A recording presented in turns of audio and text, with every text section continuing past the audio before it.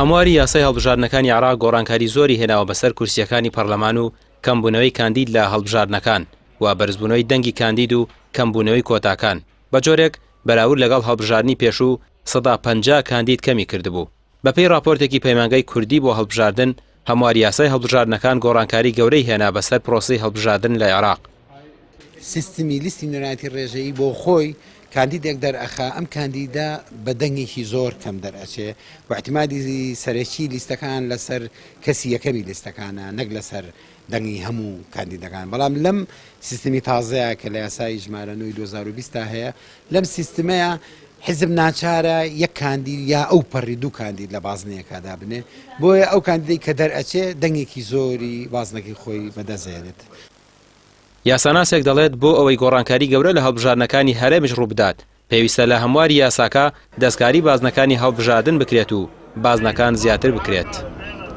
بۆی کە گۆڕانکاری تری جەزری لە هەرێمی کوردستان دەبێتەکە پێویستە دەستکاری بازنەکانی هەڵبژاردن بکرێت چونکە ئەگەر سیستەمەکە بگۆڕی لە نوێنەرەتی ڕێژەوە بیکەی بە سیستەمی فرەیی ئەمە پێویست دەکات دەستکاری بازنەکان هەڵبژاردنش بکەیت چونکە بەپێی ئەم سیستەمە ناکرێت هەرێمی کوردستان یەک بازنە بێت پێویستە لە چەند بازنەیەک زیاتر بێت. ئەگەر ئێمە بیرمان بێ بۆ هەڵبژاردنی ئەنجومەنی نوێنەران عێراق هەموو هەرێم دابەشکرا سەر 12 بازنە بۆ ئەگەر بێت و سیستەمەکە ئەمە بگۆڕین پێویست دەکات ژمارەی بازنەکانی زیاد بکەین لە هەرێمی کوردستان. ئەگەر هەموو گۆڕانکاریانە لە یاسای هەڵبژاردننی پەرلەمانی کوردستاندا بکرێت بێگومان گۆڕانکاری زۆر گرنگ و بەرچاو دێنە کایەوە.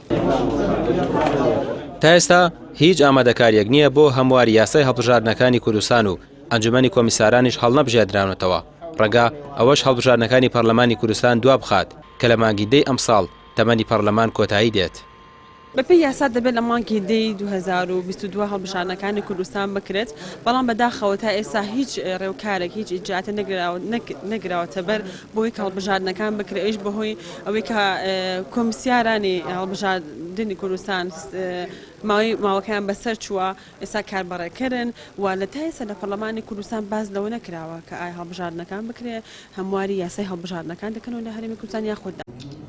فراکسیۆنی کۆمەڵ لە پەرلەمانی کوردستان پێداگیری دەکات لەوە یاسای هەڵبژاردنەکانی کوردستان هەموار بکرێتەوە و تۆماری دەنگدەران لە ناوی دووبارە و مردووان پاک بکرێتەوە هەڵبژاردن لە کاتی خۆیدا ئەنجام بدرێت بازنەکانی هەڵبژاردننیش زیاتر بکرێن بەڵام دەسەڵات نیەتی ئەنجامدانی هەڵبژاردننی نییە لە کاتی خۆیدا و بە پاساوی جۆراوجۆر هەوڵی دواخستنی دەدات.